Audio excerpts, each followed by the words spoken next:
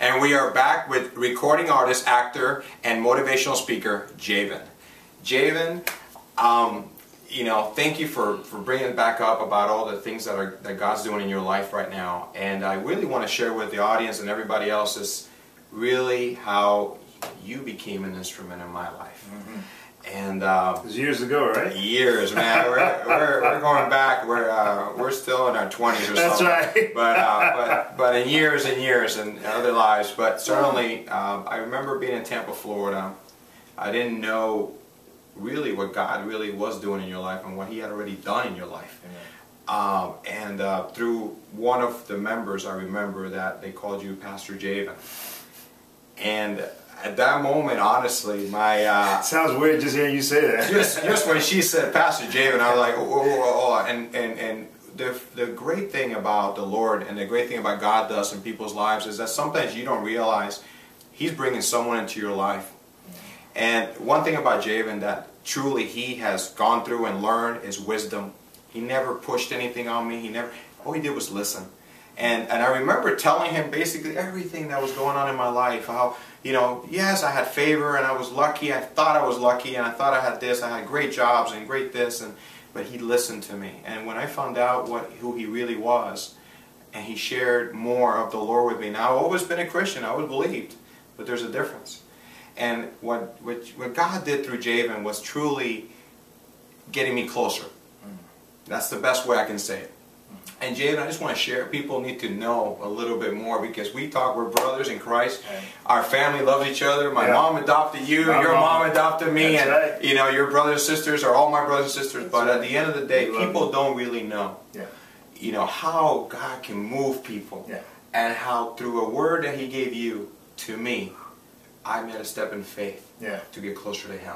So I want you to share that with us. Well, I'll tell you, David, you know, as you were talking there, I started time traveling back years ago. And I saw you as that young man and me as that young man. And I, at the time, was working at a local church there in Tampa, Florida. You were general manager and overseeing, you know, a number of gyms and had modeling and other stuff that was going on. And there was really no need for us to even get into a what you would call purposeful type conversation.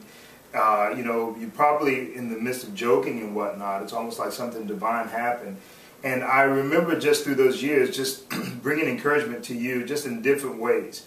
But I remember significantly one specific conversation we had, and it seemed like it was upstairs. Upstairs in the office. In the office. Yeah. You remember I that? remember that. That's the one I remember the most out of all the conversations we had. And I felt at that point the need, the burden, the responsibility, if you will, to really speak into your life in a direct way that was beyond me and that was beyond you even. You know, and I think that's what's important.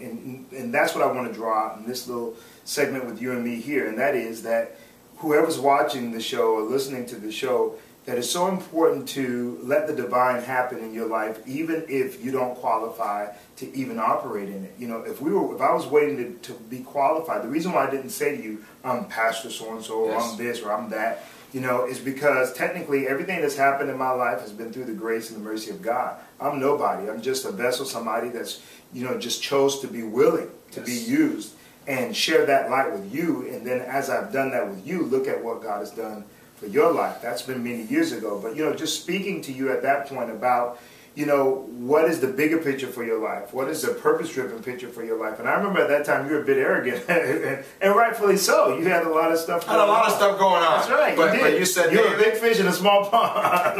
That's exactly the point. You got this already. Yeah.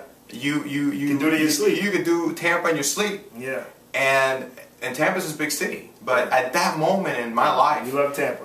Yeah, we love Tampa. My parents are there and everything. But at the end of the day, at that moment in my life, those words were literally, move or you will die. And I don't think dying was in a physical way. Right. Dying in my purpose. Yeah.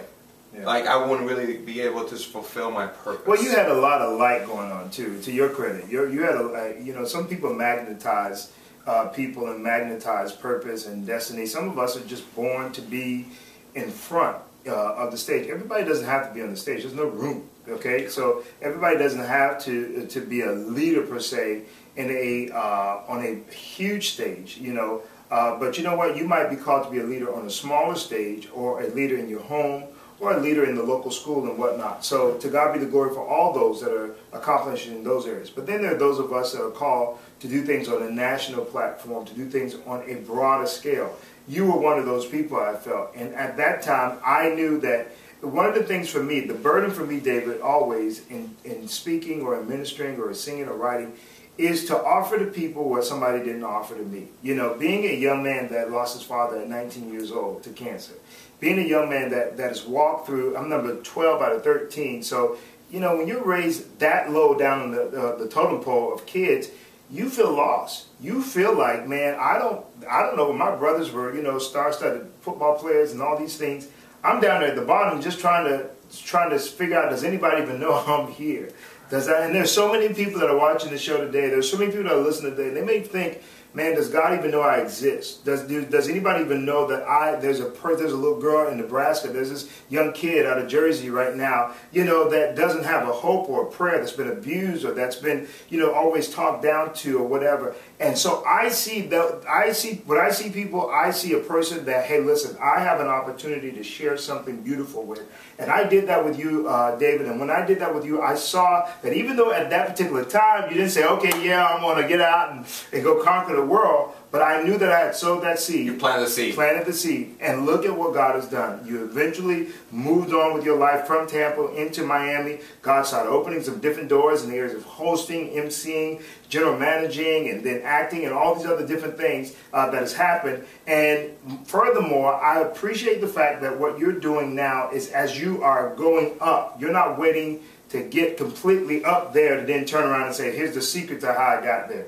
You're saying, while I'm coming up, let me show you what's really going on. Let me show you my pain as I grow. Yes. Let me show you the beauty of what it means to make a sacrifice. And so I'm just honored, man, to be here with you. I'm honored to see what God is doing in your life and what He's going to do in your life. It's amazing.